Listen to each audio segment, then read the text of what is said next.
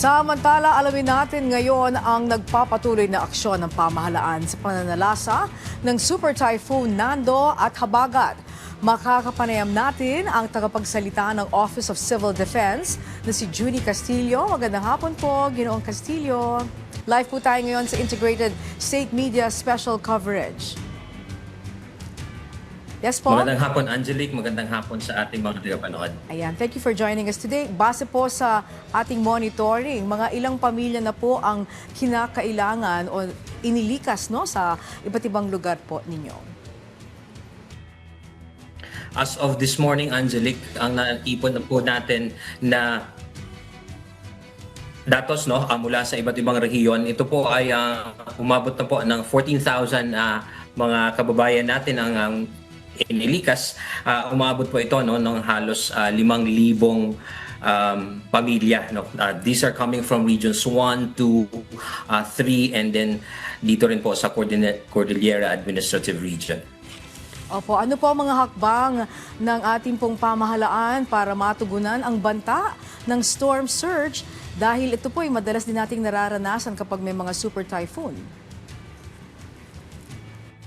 Tama, Angelica, itong ating mga kababayan na nasa baybaying dagat, kasama sila doon sa mga na preemptive evacuate na ng ating mga lokal na pamahalaan. Tinitingnan kasi natin, malakas yung storm surge, yung hangin at saka yung hampas ng alon sa mga baybaying dagat, kaya pinalikas na natin sila. As early as Friday, Saturday at saka hanggang kahapon, inilikas na ang mga kababayan natin dito through the advisory na ginawa po ng DILG, papunta naman dun sa ating mga lokal na pamahalaan. Okay, pagdating naman po sa banta ng Habagat na pinalalakas ng super typhoon, saan-saang lugar po ang partikular na binabantayan natin? Pagdating naman po sa Habagat, dahil nga dito sa lakas nitong Super Typhoon Nando, so hinihila po at ine-enhance kumbaga itong southwest monsoon or Habagat. Kaya ang tinitingnan naman natin dito ay itong western part nung ating bansa. These are from Central Luzon, from Southern Luzon. Ganun din po sa Visayas. Kaya kasama itong mga rehiyon dito.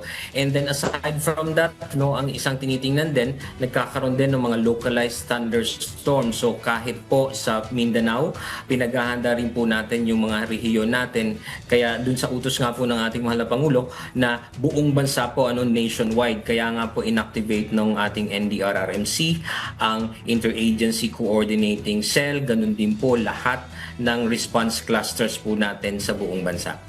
Opo, dahil malaki-laki po ang lugar na tatamaan, saan po ang banta, yung pinakamatindi ang banta ng landslide at pagbaha? Dito naman po sa landslide at sa pagbaha, meron pong ipinalabas na listahan po ang ating DENR Mines and Geosciences Bureau. Dito po sa listahan ito, umaabot po ito ng as of this morning, ang updated na listahan na ito, mahigit 4,000 po ng mga barangay sa buong bansa ang binabantayan po tungkol dito. Kasama dyan yung Regions 3 sa Cagayan Valley, kasama yung Calabarzon sa Region 4A, ganun din po pati yung dun sa Mindanao, Caraga Region, ganun din dito sa atin sa Central Luzon at saka sa Metro Manila, sa Cordillera Administrative Region, hanggang doon po sa Davao Region, hanggang doon po sa Northern Mindanao and Western Visayas po. So halos po lahat ng ating rehiyon ay inaalerto tungkol dito sa mga rain-induced landslide and flood-prone areas na barangay. Maaari po itong makita sa itong listahan, kumpletong listahan ng mga barangay sa mgp.gov.ph, ganun din dun sa ating mga Facebook pages sa Civil Defense PH at saka sa DENR MGB also. So we made sure na all of these lists of these barangays are cascaded to our LGUs, and then tayo rin po mga kababayan natin pwedeng direkta po natin tingnan dun sa mga website na ito. Po, dahil sa lawak po na sakop nga ng weather systems na ito, yung po mga tauhan natin at mga kagamitan, kamusta naman po? Sapat po ba para matugunan ang epekto ng dalawang weather systems na ito? Pagdating naman po sa kahandaan natin, dahil inactivate na ng ating NDRRMC yung lahat po ng response clusters natin. So nakahanda po pagdating sa search and rescue and retrieval, meron po tayong 4,000 teams no nakaantabay no. This is composed of 52,000 personnel that are strategically prepositioned no sa iba't ibang lugar sa ating bansa para po kung sakaling rumisponde kakailanganin ng mga kababayan natin. So nakahanda po yung mga teams na to. Sa iba't ibang clusters din po no, pagdating naman doon sa food and non-food items cluster natin, ang pinamumunuan po ng DSWD, so naka-preposition po tayo. Ang datos po natin, we have the 2.6 million prepositioned family food packs, again sa iba't ibang rehiyon no. Ganun din po dun sa ibang mga clusters no. Sa health cluster, naka-preposition po ang ating DOH no ng mga gamot doon sa mga rehiyon, ganun din dun sa mga local government units. Meron din pong mga backup communication facilities no through our DICT and the emergency telecommunications clusters. So meron po tayong mga active no na 36 telecom stations nationwide no. These are backup facilities para kung sakali man po na bumagsak yung mga signals natin ano. And then ganoon din po sa ating logistics cluster, kasama po ano yung Department of Energy para naman po dun sa backup electricity and power natin dun sa mga rehiyon kung sakaling bumagsak na po yung mga kuryente natin. Opo. At panghuli na lamang pong tanong, merong isa pang namamataang low pressure area na nagbabadyang pumasok din sa Philippine Area of Responsibility.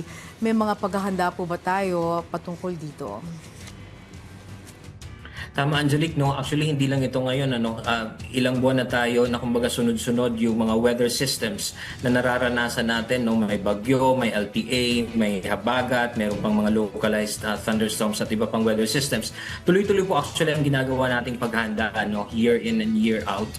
Ang NDRRMC, ang response clusters, ganun din po yung mga regional OCD saka DRRM councils natin no, hanggang sa lokal na pamahalaan. So tuloy-tuloy po ito. Ngayon nga po, nabanggit nyo, meron na naman papasok na LPA. No? So tinitingnan natin no, if the red alert status will be downgraded to either blue status man yan or kung itutuloy. No? So depende sa mga makikita natin no, pag nagsagawa ulit ng pre-disaster risk assessment and scenario building para naman po dito sa susunod na LPA. Alright, maraming salamat po sa oras ninyo. OCD spokesperson Junie Castillo, magandang hapon po. Magandang hapon, Angelique. Maraming salamat.